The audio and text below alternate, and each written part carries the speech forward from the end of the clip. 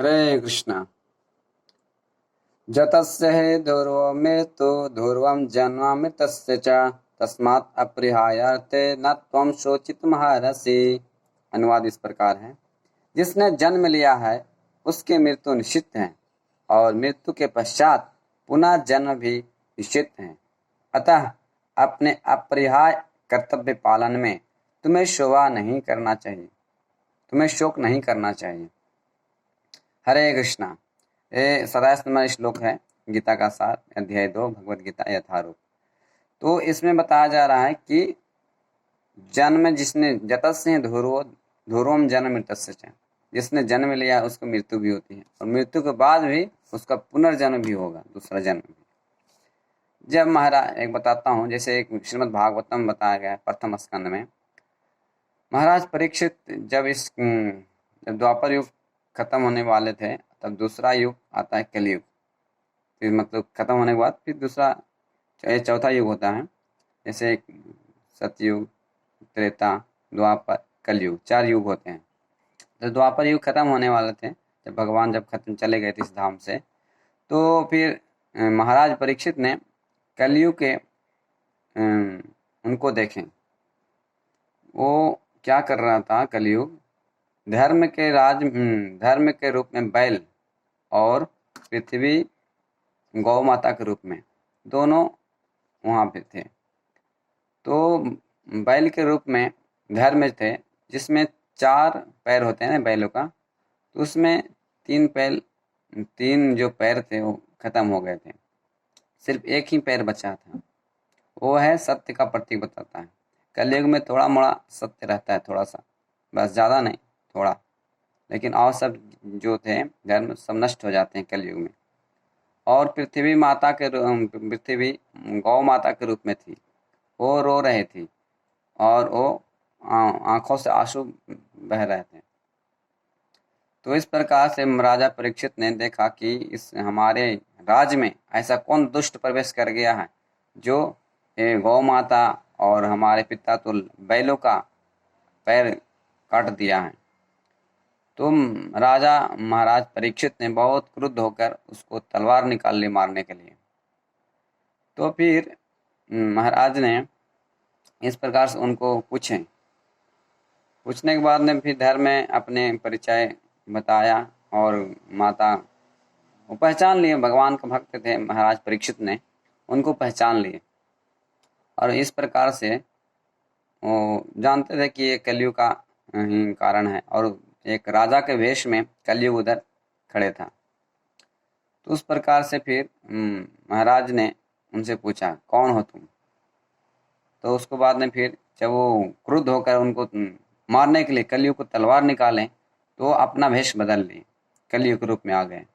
क्योंकि आज लोग कलयुग में यही है, असली वेश में नहीं, मतलब एक दूसरे को कपट करने के लिए है लोग जुड़े हुए हैं, एक दूसरे को चीटिंग करने के लिए, धोखा देने के लिए। जब असली कब आती है उसका स्वभाव, जब वो असली उसका दंड देने वाला होता है, तो असली स्वभाव प्रकट होता है। महाराज परीक्षित ने उनको दंड देने के लिए तैयार हो गए। तो फिर कलयुग ने क्या किया कि उनको शरणागत हो गए, प्रणाम, साष्टांग प्रणाम, मतलब उनको शरण में चले गए। तो शरण में गया हुआ किसी को हम मारते नहीं धर्म के अनुसार। तो महाराज परीक्षित सब प्रकार से वो ज्ञाता थे, जानने वाले थे भगवान के भक्त होने के कारण, कि जो भी एक अबला होकर निसहाय अवस्था में आकर उनके शरण ग्रहण करता है, तो वो धर्म कहता है कि उसको नहीं मारना चाहिए। स्त्री, बच्चा, बूढ़ा और जो शरण में आ जाए उसको नहीं मारना चाहिए। इस प्रकार से कलयुग ने उनको शरण में आ गए। तो महाराज परीक्षित को बताएं कि देखिए महाराज, अब मेरा यहाँ समय हो गया है, मैं एंट्री करने वाला हूँ, तो बताइए कि अभी आपके राज्य में कहाँ मुझे मौका मिलेगा रहने को। तो फिर महाराज परीक्षित ने उनको दिए कि ठीक है, अब मेरे शरण में आए हो, बच गया। लेकिन उनको 4 स्थान पर दिए थे जहाँ नशा होता है, पहला। दूसरा, जहाँ मांसाहार होता है। तीसरा, जहाँ शराब पीते हैं। फिर चौथा जहाँ परा स्त्री वैश्यालय एज पर होता है। 4 जगह पर स्थान दिए महाराज परीक्षित ने। तो महाराज परीक्षित के देने के बाद ने फिर कलयुग विचार करने लगे। उस समय कहीं भी ऐसा जगह नहीं थी। जो 4 बताया ना, नशा, शराब और परा स्त्री और जुआ खेलना, 4 जगह कहीं नहीं था द्वापर युग में। उसके उन जब महाराज परीक्षित के राज्य में ये सब नहीं दिखते थे, तो कलयुग विचार करने लगे कि मैं कहाँ रहूँगा, तो कहीं तो जगह है ही नहीं ऐसा। इस तो कहीं वैश्यालय भी नहीं, नहीं कहीं नशा वाला, कहीं मांस नहीं, न जुआ, ये सब खेलने वाला नहीं था। क्योंकि महाराज परीक्षित राज कर रहे थे, पूरे एकदम चौकसी के साथ ध्यान पूर्वक उनके अपना कर्तव्य पालन कर रहे थे। एक राजा का कर्तव्य होता है। जैसे महाराज ने भगवान श्री राम के राज्य में हुआ था, कोई भी बीमार नहीं पड़ते थे, कोई भी मृत्यु नहीं होती थी, उनके इच्छा अनुसार होती थी, और कोई भी हॉस्पिटल ऐसा नहीं था आज जैसा है। तो उस समय ऐसा उनका कंपेयर बताया जाता है कि वैसा ही राज किए थे महाराज परीक्षित ने। 4 स्थान देने के बाद ने फिर विचार करने लगे कि मैं इस जगह पे तो कहीं है ही नहीं, दूसरा कहीं बताइए जहाँ मैं अभी रह सकता हूँ। तो बोले ठीक है, सोने के पास में रहो, जहाँ सोना बहुत मात्रा में रहता है वहाँ पे। सोना इसलिए क्योंकि वहाँ सोने के रहता है तो भी घमंडी असत्य भाषण होने लगते हैं। इस प्रकार से उनको 5वां स्थान देते सोने का जगह पे। तो देने के बाद ने फिर कलयुग अपना शासन करने लगा। और सारे अभी कलयुग में तो बहुत से मांसाहार करना एक स्वाभाविक हो गया है। सब लोग पूरे विश्व भर में आज देखें, भारत भर में ऐसा गौ माता का हत्या और अलग अलग जो अपना इंद्र तृप्ति के लिए, खाने के लिए ऐसा करते हैं। तो जैसे अभी देखते हैं ना कि बकरे की दुकान पे आप जाएंगे ना, तो एक बकरे की लाइन लगा रहता है, उसमें बकरे रहते हैं, चाहे मुर्गियां रहती है, काटने के लिए तैयार रहता है वो काटने वाला। तो एक आदमी एक मतलब बकरे कट रहा है, तो दूसरा को पता नहीं कि मुझे भी अभी नंबर आने वाला है, मैं भी काटा जाऊंगा, लेकिन वो मूर्ख जानता नहीं है कि मेरे भी मृत्यु आएगी। तो इस प्रकार से आज का युग हो गया है।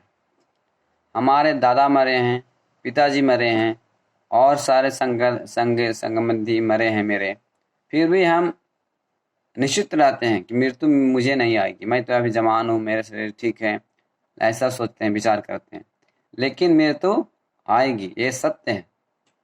जैसे यहाँ पे बताया गया है, जातस्य ध्रुव मृत्यु ध्रुवम जन्म मृतस्य च, जन्म के बाद मृत्यु निश्चित है, और मृत्यु के बाद भी दूसरा जन्म भी निश्चित है। इसलिए शोक मत करो अर्जुन, इन लोग मैं बोलता हूँ ऐसा, मारो इन लोग को, चिंता मत करो। इस प्रकार से हमको विचार करना चाहिए। लेकिन भगवान का भी ऐसा ये सेंस लगा देते हैं, भगवान का भी जन्म होता है और आत्मा की भी जन्म होती है, लेकिन आत्मा की जन्म कभी नहीं होती। हम लोग प्रश्न कर सकते हैं कि भगवान भी जन्म लेते होंगे, उनकी भी मृत्यु होती होगी, और आत्मा की भी मृत्यु होती होगी? नहीं, उनका एक 2 धाम है। 7 अध्याय में पढ़ेंगे हम लोग कि 2 शक्ति होती है, एक परा एक अपरा। ये वो पूरे ब्रह्मांड है, भौतिक जगत कहलाता है, अपरा है, इसमें सारे जड़ पदार्थ रहते हैं, और जब पराशक्ति इसमें संयुक्त किया जाता है तो चलयमान होता है।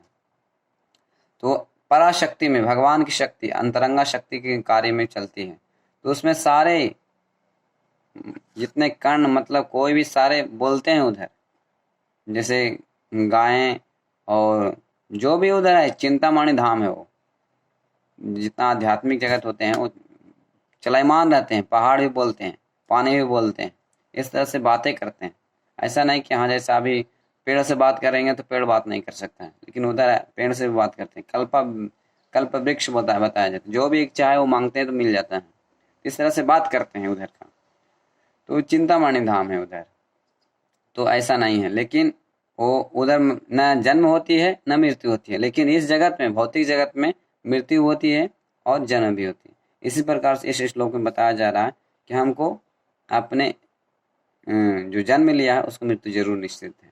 इसलिए तुम चिंता मत करो, एक दिन ये लोग मरेंगे, समय की तो बात है, आज मारो या कल मरेंगे। ठीक है, इस तरह से हम धीरे धीरे समझते जाएंगे और क्षत्रिय के नाते तुमको कर्तव्य अपना करना चाहिए। अर्जुन कैसे सलाह दे रहे हैं भगवान श्री कृष्ण ने। ठीक है, हरे कृष्ण कृष्ण कृष्ण हरे हरे, हरे राम राम राम हरे हरे।